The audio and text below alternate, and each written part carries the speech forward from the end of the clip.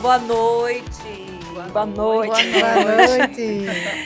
Mais uma vez aqui com Descentralizando, né? E hoje em homenagem ao Dia das Mães, que foi ontem, né? Foi ontem. Né? E hoje eu tô com convidados assim especiais do meu coração, né? Foram escolhidos a dedo para estar aqui conosco essa noite. Eu me chamo Fran Lima, sou psicóloga, trabalho no Centro Cognitivo e estou aqui com minha parceira, minha parceira dos podcasts de mulher. Né, Kelly? Se apresente. Com certeza também. Eu sou colaboradora no Centro Cognitivo, psicóloga, né? E estamos aqui hoje para discutir o tema Mãe da Contemporaneidade, né?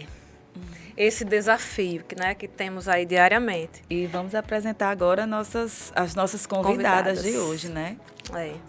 Vamos, meninas, se apresentem. Eu sou Elaine, sou terapeuta ocupacional, né? Mãe de 2 filhos preciosos, Felipe e Fabrícia. Trabalho no Centro Cognitivo já acho que uns 2 anos. E estamos aqui para dividir um pouquinho, né? O que é ser mãe, o que é estar no momento como mãe, dessas preciosidades que Deus colocou nas nossas mãos. É verdade. Vamos lá, Vivi. Eu sou Viviane, Maria Viviane Monteiro de Farias, nome completo, né? Sou advogada, sou servidora da UERN, mãe de 4 filhos, 4 meninos maravilhosos. João, Pedro, Paulo e José Marcos. Todo mundo pergunta, você colocou o nome tudo da Bíblia? Foi, para ver se ajudava, né? Até aqui o Senhor está nos ajudando. E estamos aqui com vocês para a gente partilhar desse tema tão rico e tão profundo. É verdade, né? Quando eu lembrei, a gente estava organizando, lembrei de você, Vivi, né? Eu lembrei exatamente dessa sua caminhada, que eu acompanhei todas as gravidezes, né? Vivi passou no concurso aqui em Mossoró e o marido dela também, na Petrobras, eles, né, vieram embora para cá, caíram de paraquedas, sem ninguém, eles não têm rede de apoio. E Vivi começou a ter esses meninos, e haja menino. E haja menino, e todo mundo era um menino, Vivi. Verdade. Né? Mas essa coragem, né? Essa coragem de ter 4 filhos, assim, sem uma rede de apoio, sem ninguém, só vocês dois. Eu, particularmente, sou muito sua fã, porque ela é rochão e participa de tudo, e leva menino para médica. O carro dela é enorme. É meu transporte escolar. Todo mundo brinca quando vê minha Spin rodando em Mossoró, já é conhecida. É o transporte escolar. Mas é interessante, assim, que muita gente sempre me pergunta, né? Por que tantos filhos? E, ao mesmo tempo, eu confesso que não foi uma coisa, assim, que eu sempre quis ter muitos filhos, mas, ao mesmo tempo, a cada gravidez, eu me sentia sempre tão mais forte, tão capaz. E cada filho meu, assim, veio com uma bênção especial, de verdade. E, assim, eu nunca deixei de fazer nada por conta dos meus filhos. É interessante, né, que pronto, quando eu cheguei em Mossoró, eu tinha terminado minha faculdade, eu tirei minha OAB aqui em Mossoró, e eu tinha João de 10 meses. E todo mundo dizia assim, como é que você estuda? Eu disse, quando ele dorme, eu vou estudar. E assim deu certo. Passei na minha OAB, passei no concurso da UERN e com os meus filhos, né? E a cada filho, uma nova vitória. Eu sempre quis mais. Nunca, né, me conformei só em ser mãe. Sempre quis ser profissional, sempre quis trabalhar. Trabalho aqui em Mossoró mesmo, fora. Já quando o Pedro tinha 2 anos, eu já estava no meio do mundo trabalhando. E, assim, graças a Deus, eu não me sinto menos mulher, nem menos capaz. É mais trabalhoso, mas é mais prazeroso também, né? Tem a compensação, né? Há controvérsias, viu? Olha que eu ganhei 4 presentes ontem, olha aí. Ó. Só tem essa vantagem, então, viu? Mas é. E você, Elaine, conta aí um pouquinho, né, dessa história desse mãe, né, que você... Eu tenho 2, mas eu tive 4 gravidez, né? Perdi 2, tive uma pré-eclâmpsia. E também sou cearense, o meu esposo era moçoroense. E nós ficamos casados durante 11 anos, namoramos 11 anos também, então foram 22 anos. Esse ano vai fazer 8 anos que ele faleceu, né? Ele era pastor evangélico. E nesses 8 anos eu tô aí na luta com eles dois. E também fiquei um pouco sem rede de apoio. Eu tenho sogra e sogro aqui em Mossoró, mas a minha família, a base mesmo é em Fortaleza, né? Então a gente resolveu ficar devido a trabalhos. Os meus filhos amam Mossoró, gostam demais daqui. Eu também me adaptei muito bem aqui.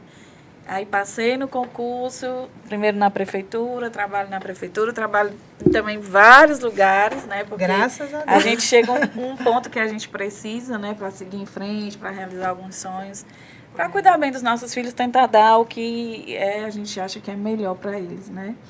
Então, Fabrícia, esse ano deu a graça de passar em medicina em primeiro lugar na UFESA. Coisa linda. E foi uma tentativa, ela é muito determinada e ela disse que ia conseguir. Tinha ano que chorava, dizia que não queria, mas ia lá de novo. Felipe também é um menino surpreendente, tem 11 anos, né? Então eles têm uma diferença razoável de idade, mas são bem, me ajudam muito, muito, muito mesmo. E a gente continua, vai tentando, tem dia que a gente tem mais força para ir, tem dia que a gente já não tem muita força. Mas Deus vai ajudando e vai abrindo algumas portas e as coisas vão se resolvendo, graças a Deus, vai caminhando. Eu pensei no desafio de cada uma, né? Vivi com 4 filhos. É verdade. Né? Eu conheço o esposo dela, Roberto, é muito engraçado, eles dois quando vão para a praia. Vocês precisavam ver como... Acampamento, é um né? acampamento, né? Eu imagino. E os meninos de Vivi são muito engraçados, porque é assim, eles não prendem com nada, assim, o cuidado é bem, né? Olha, eles sobem, eles descem, eles reviram tudo. É engraçado. Qual a idade dos seus filhos? João tem 14, Pedro tem 10, Paulo vai fazer 8 e José Marcos vai fazer 5. E são 4 homens, né? 4 homens. Maria. Isso. Uma de cueca, né? Muita, amiga, muita. A fazer aquela história, quando você olha assim, você já sabe logo qual é a minha casa. Já vê logo, né? Na varanda, sabe qual é o apartamento que eu moro, da Ruma das Cuecas. E o que eu vejo, assim, de desafio, né? Falando em desafio dessa mudança de mundo, né? Desse ser mãe e conseguir realizar outras coisas, né? Porque muitas vezes a gente coloca nessa situação de ser mãe, que impede isso, aquilo, outro, e muitas vezes se esconde, né? E Vivi é a prova disso, você é a prova disso, nós somos a prova disso, que não é bem assim, né? A partir do momento que você compreende o limiar de esforço da sua vida, você consegue sair, né, do que você está. Vivi, por exemplo, né, tá na praça comigo para correr todos, né, 4 horas da manhã, e não sei o quê, e viaja, enfim, né? Dá para fazer tudo. Eu costumo dizer Eu já que tô são... cansada, só em vocês falarem, eu tô cansada. São situações que só dependem de nós, né? Se nós pararmos, se nós acharmos que não vamos dar conta, que não, a gente para mesmo. Mas se a gente olhar para eles, eu acho que, pelo menos no meu caso, eles foram a grande chama que continuou acesa dentro de mim. Então, por causa deles, foi que eu não tinha o direito de parar. De desistir. De desistir, né? Então, isso mesmo. muitas outras portas se abriram. Quando eu comecei em Mossoró como terapeuta ocupacional, comecei na saúde mental. E aí, Fran me chamou e vamos ficar aqui, vamos dar certo. Eu disse, gente, a pediatria, eu ainda não tinha caminhado na pediatria. E aí foram outros desafios, e vem curso de integração sensorial, e vem curso de desfraude, vem curso. E tem dia que eu estou assistindo tanto curso, aí Fabrício entrou na sala e disse assim, mãe, você está dormindo. Né? Porque é pelo computador e a gente cochila mesmo, porque no outro dia muito cedo, e tem plantão, e tem isso, e tem aquilo. Mas é bom, por outro lado é bom, ocupa a nossa mente, né? Eu sou terapeuta ocupacional e ocupação. Foram 2 coisas que eu descobri na minha vida, que eu deixo como lição. Primeiro foi a atividade física, que me deixa me tirou de um quadro de depressão. Então, quando eu estou ficando triste em casa, Fabrício, mãe, desça, vá correr. Vá para uma esteira. Então, a educação física. E, em segundo lugar, o crochê. Né? Quando eu era pequena, a minha bisavó colocava a gente de castigo para aprender crochê. E quando meu esposo faleceu, eu disse, não é possível que eu não tenha algo que eu possa me ocupar. Eu tenho que descobrir. E aí eu comecei com a linha e fui indo, e hoje eu faço, assim, trabalhos incríveis. Mas são atividades que me nivelam, né?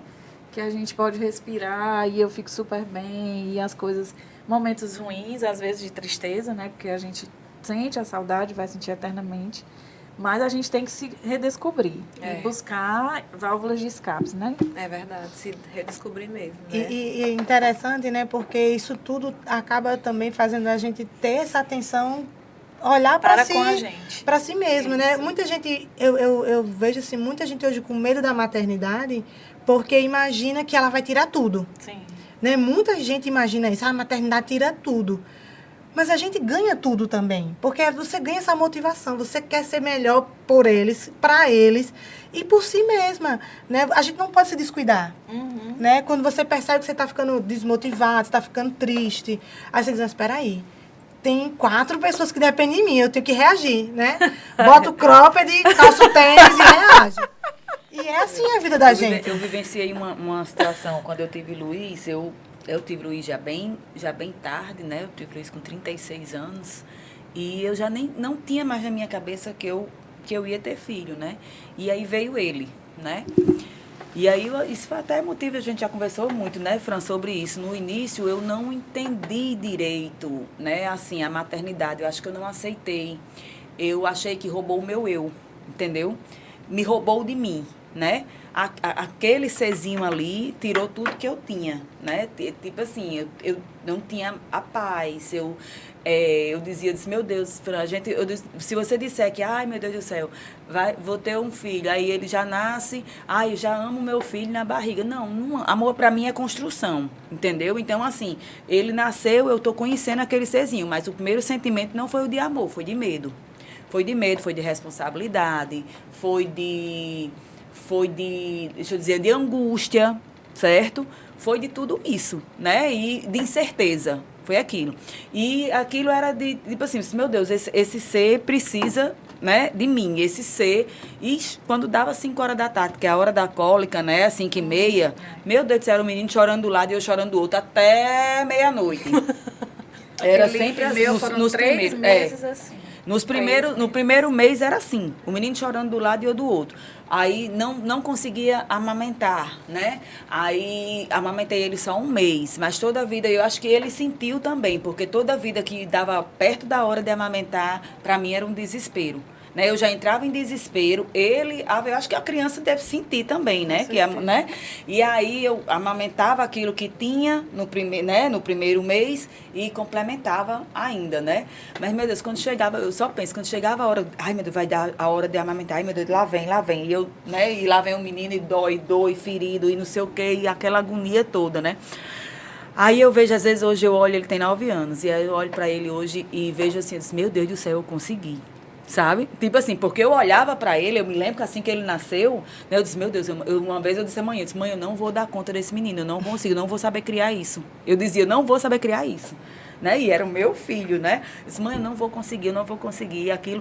E eu passei um tempo sem entender que, tipo assim, ele é como ele, é assim, eu sentia saudade do meu eu, né? Agora não tinha mais Kelly, tinha a mãe de Luiz. Porque você, depois que você tem um filho, você é a mãe de fulano, você não é mais fulano. Entendeu? E aí eu demorei um tempão para entender isso, para entender que ele não me tirou nada. Você está entendendo? Assim, depois eu me encontrei, né? Em terapia, como mãe. E hoje eu olho para ele e digo, meu Deus do céu, olha aí esse menino, eu consigo, um menino de 9 anos, sabe? E ele é um menino espetacular. Sabe, assim, foi uma criança tipo filho de coroa. Uma criança filho de coroa que não deu trabalho em nada, não me dá trabalho em nada. Porque eu digo assim, filho de coroa é assim, né? Veio para não dar trabalho à pessoa. É desse jeito. Às vezes eu sento com o Fran pra gente desabafar sobre filhos, né? Aí Fran disse, mulher, porque eu não aguento? Olha, eu viro bicho, porque isso e aquilo. Eu disse, minha irmã, eu acho que esses meninos vieram com chip, com um plano de matar a gente. Ele já nasce com um plano de matar a gente. Só pode. Não é não, irmã. Só pode, porque cada uma que acontece. E as fases tipo assim, a gente pensa que, ai, meu Deus do céu, a infância, ela é muito desafiadora, mas não é só a infância, não. É a infância, é a terceira, é a pré-adolescência, é a adolescência, é a idade adulta. Ou seja, a gente não tem mais paz o resto da vida. Mas é como é que eu digo? a gente não tem a paz em relação àquele ser, porque a gente se sente responsável. A gente Por se ele, sente né? por ele, né? A gente sente como se sofrer no fosse... paraíso. Não é isso? Eu digo, meu Deus, irmão, eu disse, como é que pode? Eu acho que eles já nascem com essa intenção mesmo, irmão. O plano deles é matar a gente. Só pode. A gente fica, né, trocando, né? Mas hoje eu vejo ele, tipo assim, meu Deus do céu, eu olho e admiro e sinto orgulho, sabe? De Deus, Maria, olha aí, eu criei esse menino, 9 anos, olha aí. Mas é porque também, Kelly, você falando, né, que você demorou, talvez seja porque você se cobrava tanto, porque também tem isso, a maternidade, ela já é desafiadora. Sim. Se você for seu próprio, né, juiz, Algoz. algoz, a gente, é o fim. Porque a única pessoa que pode amenizar e ter empatia somos nós, porque só a gente sabe, né, do quanto a gente se dedicou, do quanto a gente teve que abrir mão e de quanto, assim, do nosso esforço para querer acertar. Só que às vezes somos nós, né? Muitas mulheres não conseguem amamentar, muitas mulheres não conseguem dormir e são tantas, mas quando você vai olhar, na maioria é muita cobrança. Não porque eu queria ser a mãe perfeita, mas você já era. Acho que mais de 50% é cobrança nossa mesmo. Né? Você já era a melhor mãe que ele podia ter. Mas a gente nunca acha que faz o bastante, né? A gente sempre acha que pode mais. Que eles querem mais e eles só querem a gente. E eu né? acho que ao longo do caminho, pelo menos eu tenho vivido isso, acho que Fran também, a gente tem filhos na idade parecida, é como se a gente fosse deixando algumas mochilas pesadas. Né? Eles vão crescendo, eles vão terminando, vai terminar o 2º grau, vai terminar. E hoje, Fabrícia, nessa nova caminhada, é como justamente se eu pudesse dizer isso. Não, eu consegui. Cumprir minha missão, então, né? Agora, você entende? Então, assim, eu gosto de me pegar nessas pequenas conquistas. Porque é como você disse, a gente vai acompanhar até, né? O filho parece que nunca cresce. Mas são situações que a gente vai deixando uma bagagem. A gente vai deixando e vai passando para eles. E eles vão assumindo responsabilidades. Eu acho que isso também é um processo para a gente trabalhar o ninho vazio, né? Eles vão sair, eles vão ir embora. E a gente precisa ter esse olhar de que, poxa, a gente também consegue cumprir, né? A gente também deu o melhor da gente. Eu acho que é isso, é tentar se cobrar o mínimo possível. Eu acho que um dos maiores desafios hoje, né, na questão do ser mãe e do criar mesmo, é como esse mundo está hoje, né? Essa questão de tudo ser muito rápido, tudo, né, o prazer muito rápido, tudo tem que ser aqui agora. Muito efêmero, né? As Demais, amizades muito, também. né? Nós temos amizades de anos, né? É. Eles são uma coisa mais... É porque eles já pegaram a amizade fluida, né? A amizade do oi, dos emoticons, assim... A gente, para fazer amizade, a gente Era tinha uma uma conquista. aproximação, Era a gente, uma né, tinha que merecer a amizade. Hoje em dia todo mundo é amigo. Na verdade, até para os pais é difícil saber quem de fato é amigo, porque para eles não tem diferenciação. O amigo de hoje é o mesmo amigo do agora, é o amigo de anos, porque eles não fazem essa diferença, né? Não tem aquela amizade sólida, todo mundo é amigo. E na verdade a gente sabe que não é. Tem os que não eram nem para ser conhecido, que dirá amigos, né? Mas na cabeça da geração de hoje, todo mundo entra na mesma... nossa geração era assim. Não, fulano é meu amigo, sei o que, certo? Mas é filho de quem? Né? É filho de quem? Quem é o pai dele? Quem é a mãe dele? Né? Hoje em dia a gente não sabe. Mora onde? Né? Hoje em dia a gente não sabe. Não sabe mais. Verdade. É verdade. É bem assim mesmo, né? De repente chega na sua casa, você não sabe. Né? Porque antigamente, quando você ia para casa com as minhas filhas, eu fiz muito isso. Eu sabia quem era a mãe, né? Ainda faço. Ligava, olha, tá indo para aí, né? Mas de repente chega uma pessoa na sua casa, né? Os pais deixam, e eu compreendo que é realmente contemporâneo, né? Desse contemporâneo, mas que ao mesmo tempo eu acho perigoso, né? Eu acho perigoso na perspectiva de que está deixando tudo muito... é como se não tivesse um alicerce. Né? Sem consistência, sem né? Sem consistência. Esse alicerce, qualquer vento que vier, derruba. Né? Eu vejo hoje as frustrações. Eu estava falando hoje com a mãe em relação às frustrações. Né? Que a criança ela precisa ser estressada, neurologicamente falando, dentro da idade dela. Né? E o que não está acontecendo nessa contemporaneidade, falando especificamente de criança, né? Os pais hoje não estressam as crianças do jeito que tem que ser, do jeito que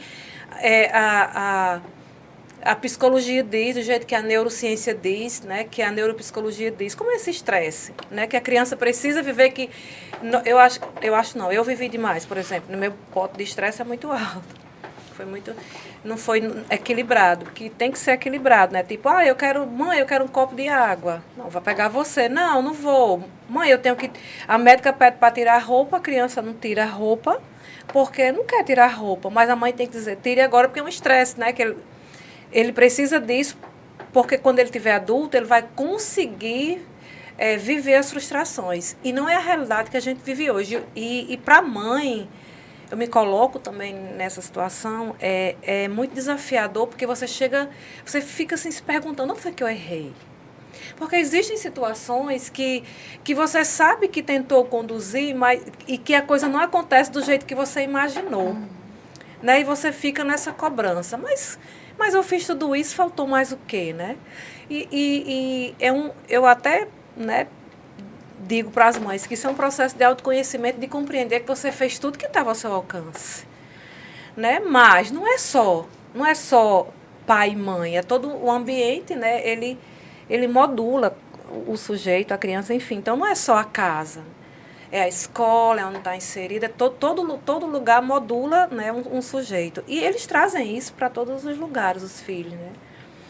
E eu vejo essa dificuldade, e vai ficar muito pior. Eu estava lendo um artigo hoje, esses autores ingleses, né, mas depois eu posso mandar para... Enfim, boto no Instagram, ele estava fazendo um estudo e dizendo que hoje... o fato das crianças estar sendo menos estressadas, né, a gente tem uma juventude muito mais adoecida. E a gente vê isso na prática, né? O que a gente conversava aqui antes do programa, né, começar. Dessa coisa muito líquida, né, que não tem sustentabilidade. Para fazer uma amizade é muito difícil, porque faz muito rápido para desfazer. É muita dor, porque né, é tanta coisa. E isso fica muito no dever da mãe.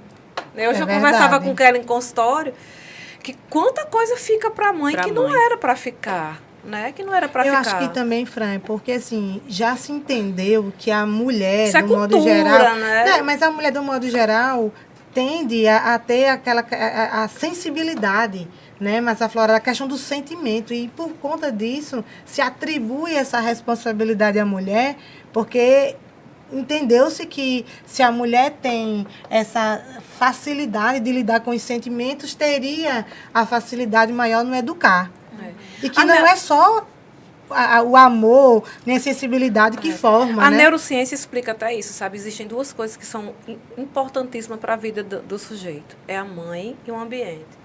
Então, assim, a gente sabe que mãe, né? Mãe é diferente de pai. É totalmente diferente. Assim, a percepção. Que para documentos o que vale é a mãe. É a mãe. Ontem mesmo fazendo o BO, né, lá do assalto, perguntaram o nome da minha mãe, não perguntaram o nome do meu pai. Né? Eu se perguntar o nome da minha mãe ainda, mas nessa altura do campeonato, nessa altura, mas perguntaram, né?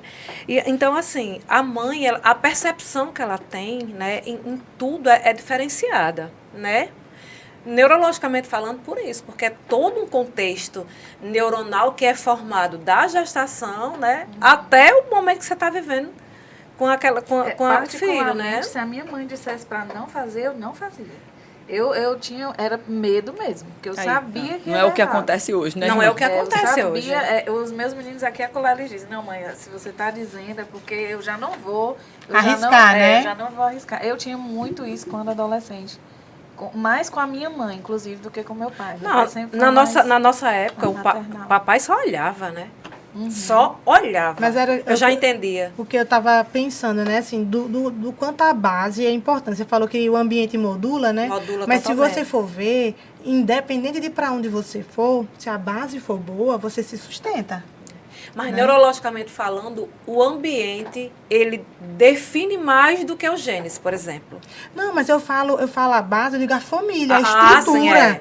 Sim, né? Onde ele está sendo criado. A gente não vai poder ter toda hora ali o controle, né? Então, se você tem que ter a confiança e entender que o que dependia de você já foi feito. Então, a partir dali, no contexto que ele vai estar, o não que ele vai dizer, o sim que ele vai dizer, não é? Isso vai depender justamente dessa base que você fez. Que é o ambiente, né? Que foi onde ele nasceu e tudo. Mas é importantíssimo isso, né? Porque pra a gente que tem filhos já, né? Com 20 anos, 14 anos, eu ainda consigo provar desse não faça isso e não fazer, né? Dessa obediência. Né? Porque, como foi outra geração, a gente conseguiu muito colocar isso. Mas que hoje não é mais desse jeito, né? Hoje está bem... Mas você sabia que isso também é fruto de uma educação que quer sempre agradar. E você sabe que não dá para você educar bem um filho quando o seu propósito único é agradar. Pois é, mas hoje Se for o só grande agradar... mal de todos os pais. É o que o Fran estava dizendo. Os pais hoje não estressam mais os filhos. Eles não deixam mais a criança ou o adolescente... meu filho... Antigamente, eu lembro que mãe dizia assim, chegava o final do mês e ela dizia, vá no banco pagar o colégio. Aí me dava o carnê, que antigamente era um carnê, né? Aí dava o carnê e eu ia... Aquilo ali, para mim, meu Deus do céu, era... Ixi Maria, a pior coisa do mundo. Era desafiador eu pegar um ônibus com dinheiro e o carnê, você tá entendendo? Chegar num banco, entrar numa fila para pagar, entendeu? Depois voltar para pegar o ônibus de novo e voltar para casa. Mas ela fazia isso, né? E aquilo ali... Outra coisa, ela saía e dizia, faça o arroz. Nunca consegui fazer um arroz, gente, até hoje. O arroz carrapapa, eu entrava em desespero. Espalhava pano de prato no chão, espalhava o arroz para secar no sol, sabe? Menina, era um desespero tão grande. Até hoje eu nunca consegui fazer um arroz. Arroz normal. Mas não foi por falta de tentativa. Mas tentei muito, né? E aquilo ali, Maria, me causou estresse, causou tanto estresse que me traumatizou até hoje, né, minha irmã? Mas assim, hoje em dia não. Hoje em dia, tipo assim, a gente não consegue mais, entendeu? Eu cheguei em casa agora, tinha uma janta, meu filho não queria, né? Aí não, mamãe, eu não gosto dessa janta. Aí, o que era para mim fazer supostamente? Tem tudo lá na geladeira. Eu digo, pois então você se vire como o que tiver aí na geladeira. Ora, vai fazer 10 anos, né? Não, você quer comer o quê? Né? Você quer comer o quê? Aí lá vai a gente fazer. Em cima da hora, antes de sair o menino tá lá comendo. É tão esquisito isso, e às vezes eu acho que a gente faz automaticamente. É verdade. Você está entendendo? Automaticamente. A gente não deixa nem a criança, sabe? Mas aí, por outro lado, a gente se vê depois, né, aperreada, porque quando os nossos filhos não conseguem enfrentar uma nota baixa, quando eles não conseguem enfrentar uma repreensão, uma dificuldade na sala de aula. Meu Deus do céu, eu há um tempo atrás, João, que é o mais velho, ele é bem calmo, né, João?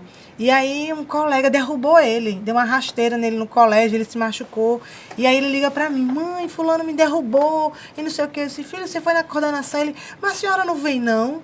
Eu, não, filho, vai lá na coordenação. Se o coordenador não resolver, aí eu vou no colégio. Mas eu tava por dentro, louca. Eu queria ir no colégio, eu queria quebrar tudo, porque meu filho caiu. Mas aí, assim, você tem que trabalhar, porque eu fiquei... Na mesma hora, sabe aquele que eu disse assim, meu Deus, eu tenho que deixar a João enfrentar. Porque senão eu não vou estar aqui toda hora, né? E aí, se eu não deixar João ir atrás de resolver as coisas, de lutar pelas coisas, e isso foi maravilhoso, porque nunca mais João teve problema. Porque tudo agora, ele mesmo diz, mãe, eu já fui na coordenação, eu já resolve até dos irmãos. Um app para isso. Né? Eu tenho, todos três estudam na mesma escola, então hoje João é quem já intermedia e resolve o problema dos outros. Mas isso já é fruto de um exercício. É difícil, né? A gente delegar, é difícil a gente dar responsabilidade. Mas aí, ao mesmo tempo, como o mundo exige isso. Hoje não dá pra gente ser uma mãe que só agrada. A verdade é essa. Cada dia que passa, eu me convenço mais disso. A gente tem que ser a mãe chata, a gente tem que ser a mãe que desagrada. Mas o pai vai ser sempre bom. Talvez seja a minha sina, ser ruim eternamente, mas ao mesmo tempo eu vou colher o fruto de ver meu filho resolver as coisas, de saber que se eu não estiver, ninguém vai morrer de fome, porque eles vão saber se virar. Eu né? falo lá em casa, né, depois que o Fabrício faleceu, que a gente é uma equipe. E aí eu preciso da ajuda deles. Então, realmente, Fabrícia, eu digo que ela amadureceu, foi como colocar assim, como se coloca a banana no forno, né? Ela também teve que se reinventar. E ela virou assim, os meus braços e minhas pernas. Então, ela pega no pé de Felipe, Felipe, olha, o calção não é aqui, vamos lá, guarda ali, vai lá. Então, eu digo sempre para eles, eu digo, olha, a gente é uma equipe, e nessa equipe a pecinha mais velha sou eu. Então, se vocês não me ajudarem, a pecinha mais velha vai falhar. Então, vamos lá, cada um faz uma coisa e a gente vai dividindo algumas coisas. Então, eu acho que o estar viúva, né, eu tive que procurar agir de outras formas para eu aguentar tudo que eu tenho que fazer.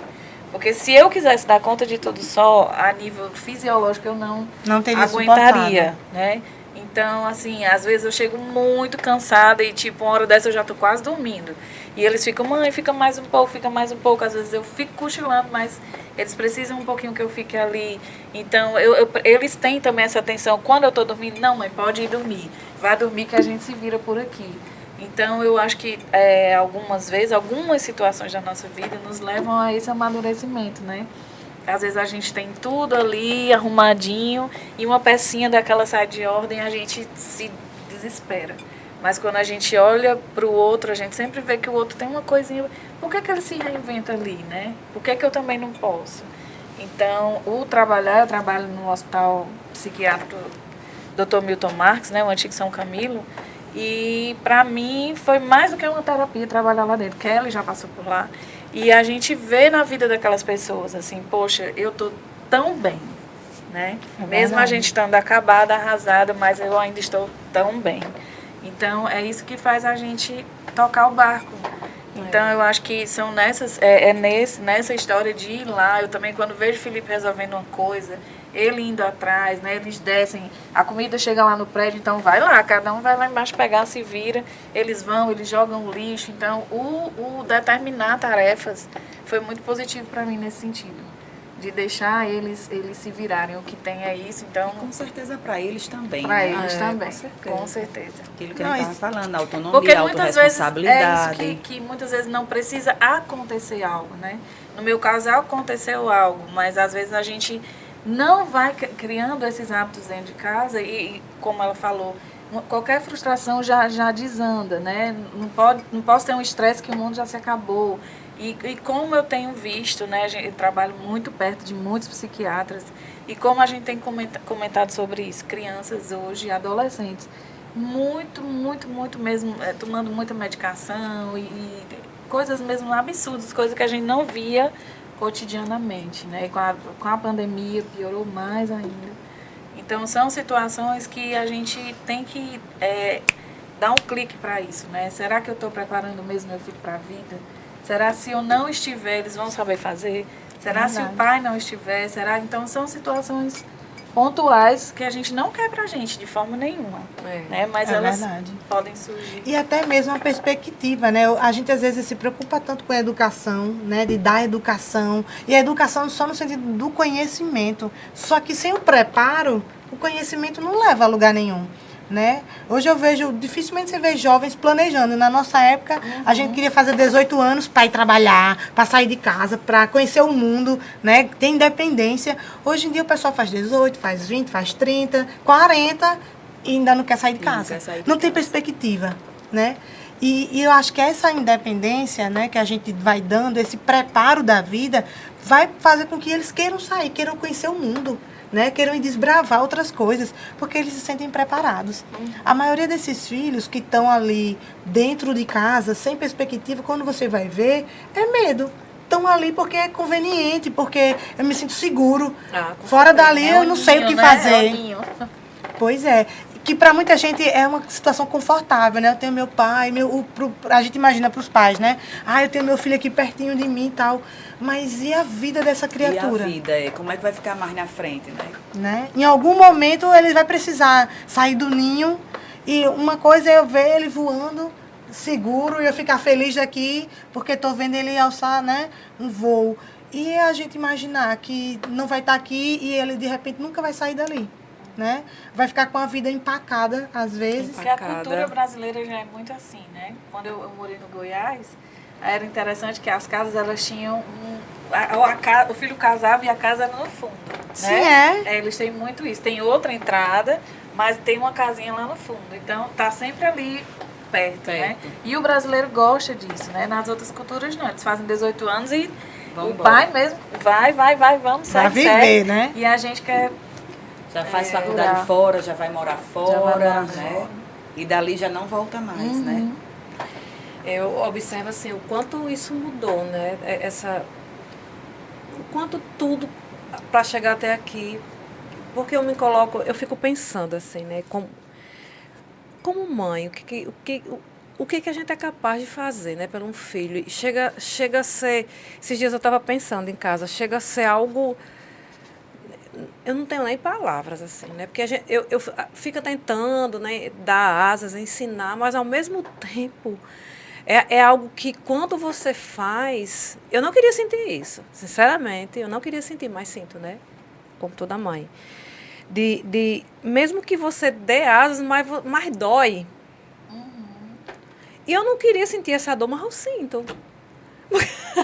Mas é um vínculo, né? Muito não, forte. Então, é muito forte. É algo assim que podem dizer tudo.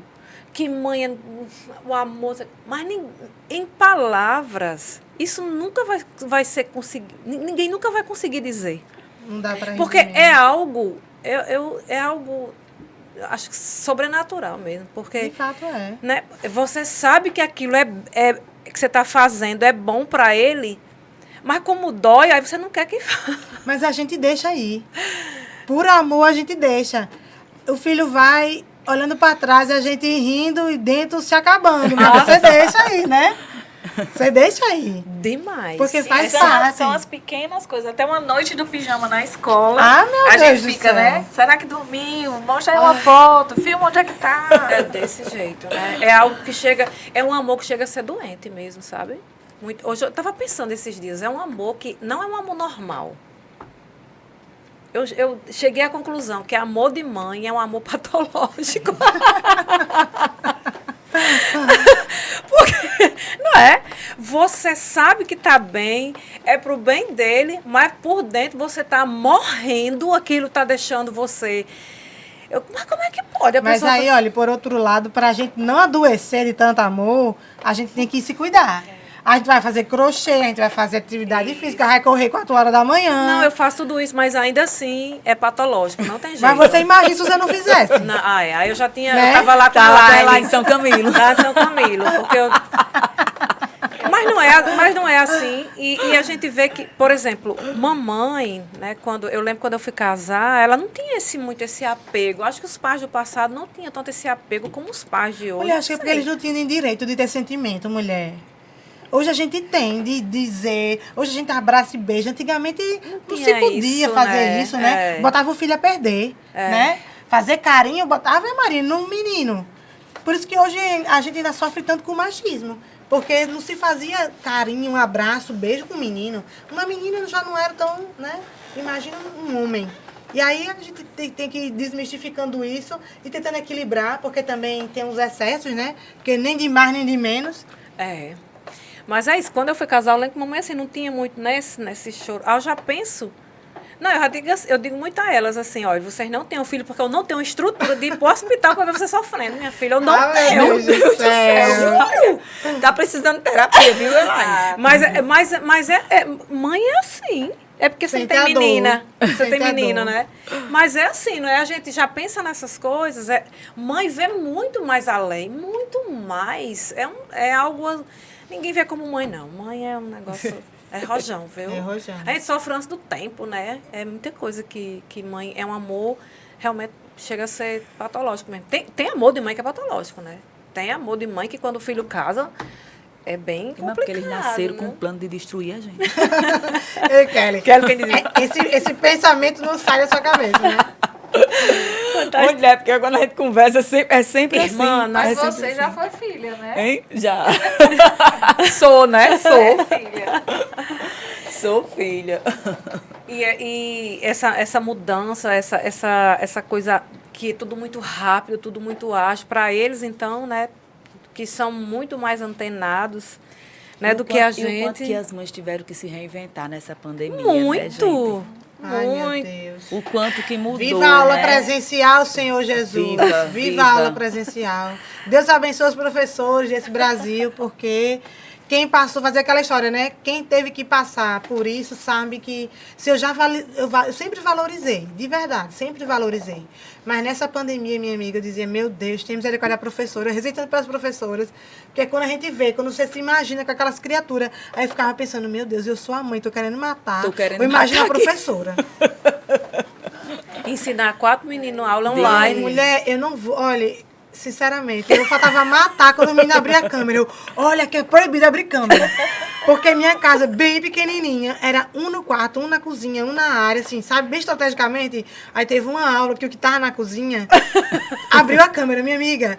Atrás dele tava uma montanha de louça. Aí eu, pelo amor de Deus, Paulinho, aí joga a toalha em cima dos pratos.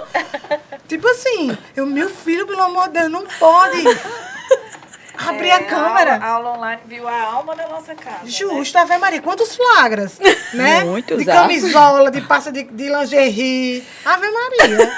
Acho que virou um Big Brother, assim, muito massa, minha amiga, porque só lá em casa. Aí tinha um filho meu, esse Paulinho, ele sempre foi muito de interagir. Então ele ficava o tempo inteiro, deixa eu falar. Isso eu querendo trabalhar. Eu dizia, Paulo, pelo amor de Deus, deixa outra pessoa falar, meu filho.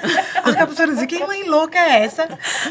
Porque ele só queria falar. Aí isso, os outros gritavam de lá, Celeste, que eu quero ouvir aqui. Menina, eu disse, quando não era isso, o Pedro, que é o meu segundo, que mulher, olha, ali vai ver 100 anos, super descansado.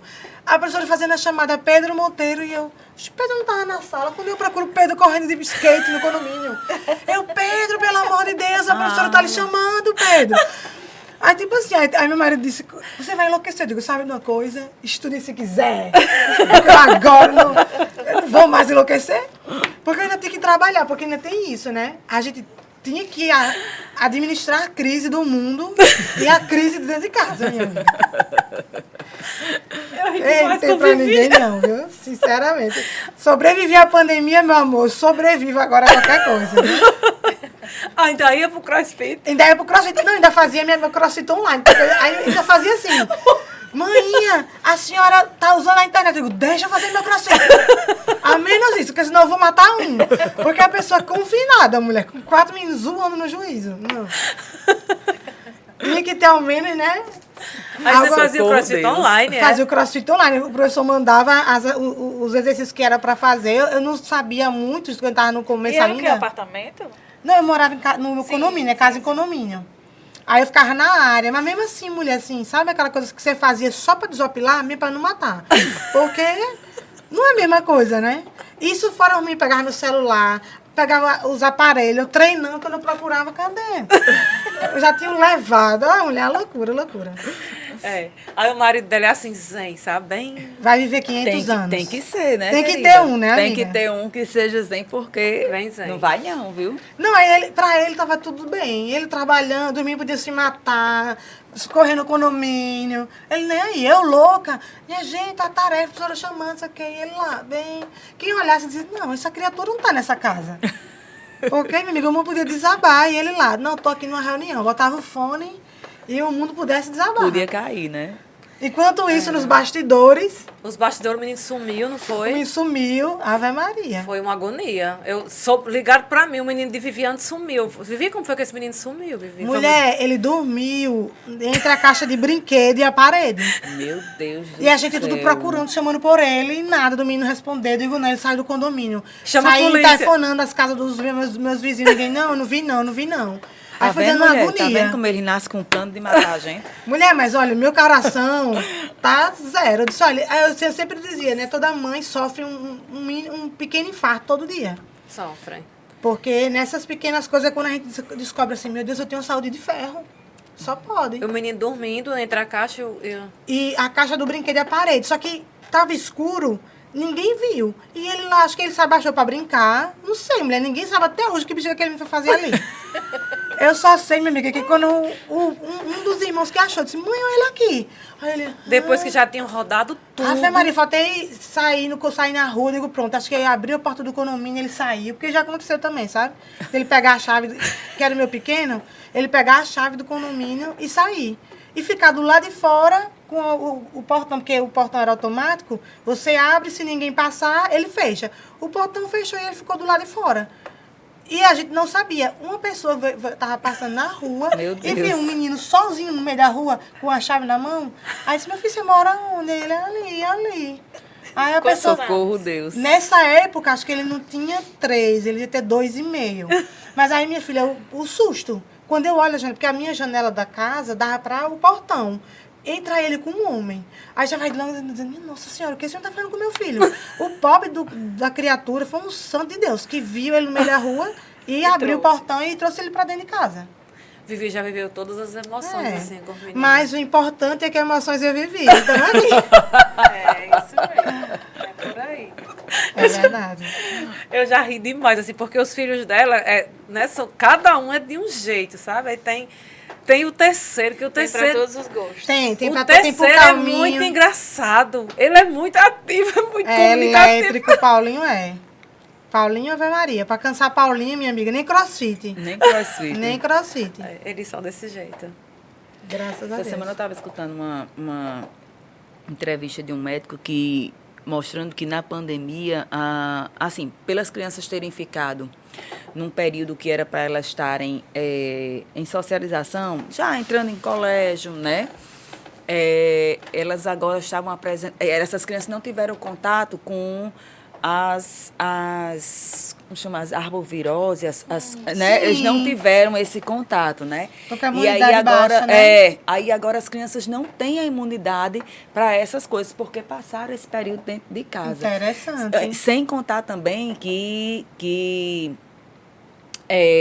aquelas que entram na escola, tipo, demoraram a falar, né? Aqui eram para entrar na escola com 2, 3 anos, né? Atrasou o início da fala da criança, né? Porque a socialização é muito importante, né? Até o quê, minha irmã? É o maior estímulo do ser humano, é a socialização, né? Neurologicamente falando. Né? E aí as crianças demoraram a falar, as crianças estão adoecendo mais porque não têm imunidade. Aí você imagina nas crianças atípicas, né? Aí que foi.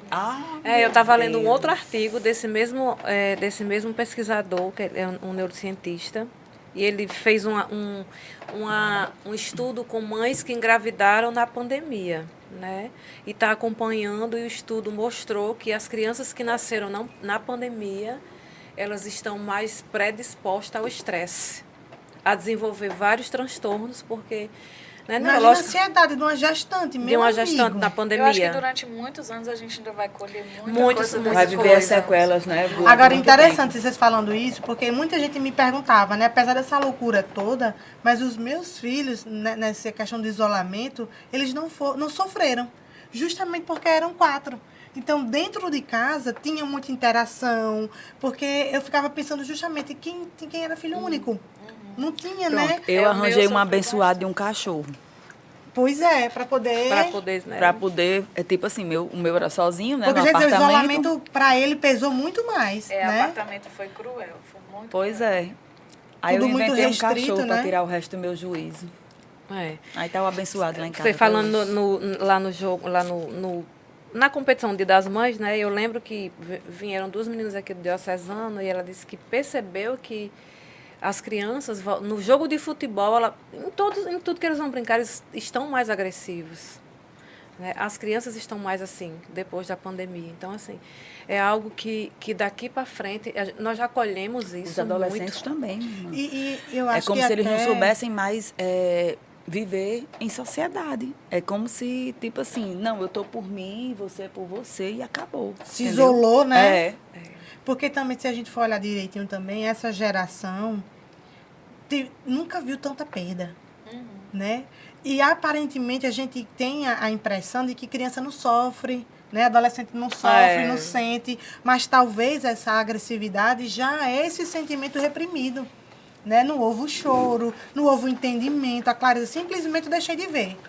E a gente só vai saber no futuro. Não sabe como a criança elaborou esse processo. Justamente. A história também de viver o agora foi muito batida, né?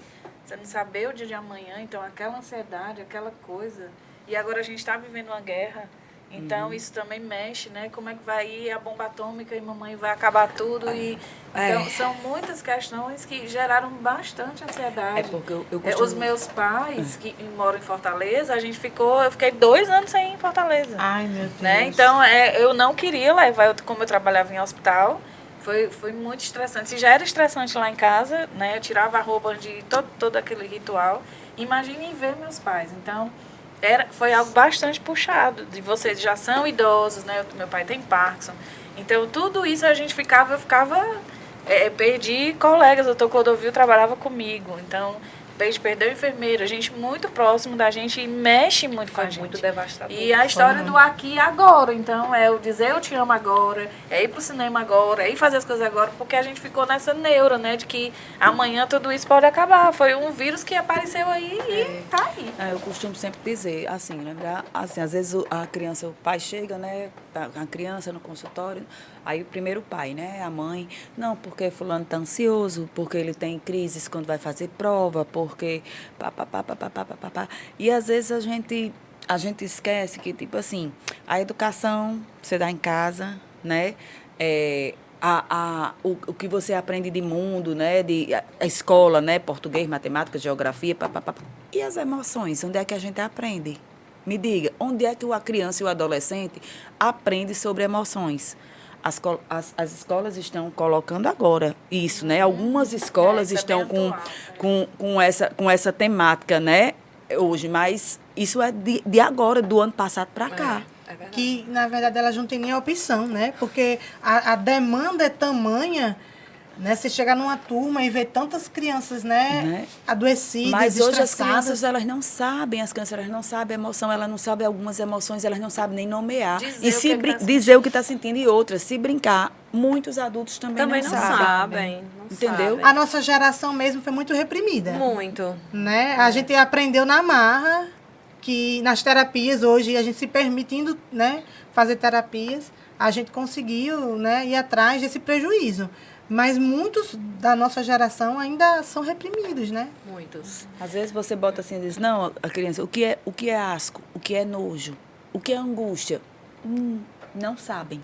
Não sabem nomear. E outra, não crianças, pré-adolescentes, 11 anos, 12 anos, entendeu? Não reconhecem emoções. Se converse sobre isso, né? Nunca se conversa sobre emoções. Com certeza ela passou por essa emoção, ela só não sabe nomear. Não sabe nomear, entendeu? Não sabe identificar, né?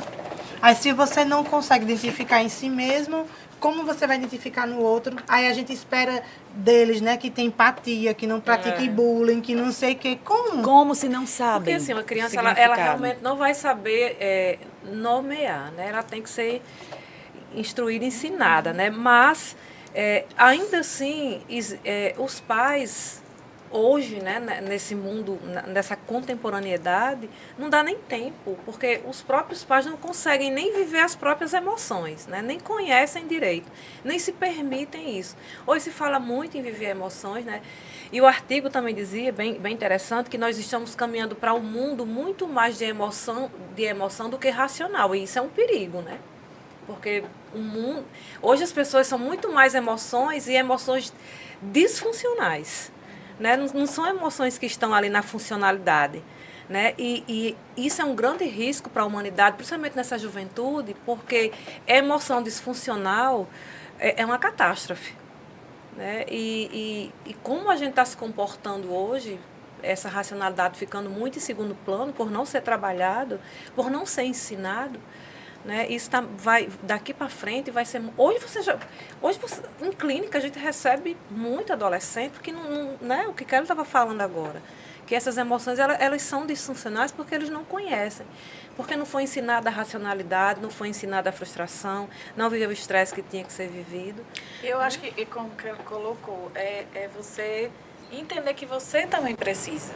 Se eu estou levando meu filho para terapia, então o tempo que ele está lá, eu vou também, né? Eu preciso me descobrir, eu preciso saber quem eu sou, os medos que eu tenho, porque eu acho que a gente se vê muito no outro, né? E essa questão da criança é fundamental. Eu acho que é época mesmo da gente buscar um equilíbrio, porque senão a coisa vai dar uma desandada, né? Eita, tá chegando ao fim já. Eita! Foi rápido. Nem doeu. Foi tão bom, né? É ótimo, né? Nem E doeu. assim, né? Então vamos encerrar. Cada um aí vai deixar um recadinho para uma mãe, né? O podcast, o objetivo final é de poder levar essa saúde mental de uma forma mais leve, de uma forma de mais fácil compreensão, né? Porque como chega em vários lugares, Seja mais né? acessível, Que né? seja mais acessível, que aqui as pessoas tenham dicas, né? Que a nossa fala possa, né, transformar a vida de alguém, que a gente sabe que alcança. Então, Vivi, vai encerrando aí, deixando um recado como mãe, né? Uma dica, qualquer coisa. Pois é, a minha dica é que as mulheres se encorajem, não tenham medo de ser mãe, né? É desafiador, mas ao mesmo tempo vai lhe fazer uma pessoa melhor, né? A maternidade me fez uma mulher melhor. E nisso não parou na maternidade, porque a partir dela eu fui me redescobrindo, eu fui vendo possibilidades e estou realizando muitos sonhos por eles e para eles e por mim também. E é isso. Mulheres, tenham coragem, criem seus filhos para o mundo, não tenham medo, né? Confiem em Deus, confiem a vida de vocês a Deus e Tá tudo certo. tá no tudo final. certo. Tá tudo certo, tá tudo criado. Quando a gente menos esperar, vão para a faculdade fazer medicina, a gente se orgulhar e fazer que eu não digo pro meu filho. E cada um pagar uma passagem aérea para mim para viajar depois. Aí eles falaram assim, mas mãe, a gente vai trabalhar só para pagar a passagem? Não, filho, cada um paga uma. Eu só quero viajar 4 vezes por ano. Eu também falo isso. Agora é com eles. É. Então, assim, né, obrigada a vocês duas, muito obrigada, assim, né, pela partilha, porque com certeza aí tocou o coração de muita mãe, né, foram... Eu que agradeço. Obrigada, A viu, gente que minha irmã? agradece. E Tamo aqui, eu quero crescendo encerrar massa. pegando uma fala de Elaine, né, assim, Elaine disse que faz o crochê, né, que vai para academia. Isso é importantíssimo, né? Hoje eu digo por experiência própria que eu pego essas pequenininhas coisas e faço ela o meu momento, né? Como mãe, como mulher, como esposa. Porque se você não tiver esse processo de autoconhecimento, que isso é importante, por menor que seja o tempo, isso regula a saúde mental, né? Sem saúde mental ninguém tem nada, né? Então eu deixo para cada mãe, né, que consiga achar alguma coisa nesse sentido para que você possa ter o seu momento, né? Verdade. De estar você com você mesmo, para dar uma equilibrada aí na saúde mental e consequência, né, em toda uma vida. É isso aí. Então, muito obrigada. Obrigada, Centro Cognitivo. Um abraço para todo mundo. Obrigada às meninas. Boa noite, até a Boa próxima. Até né? segunda-feira. Se Deus quiser.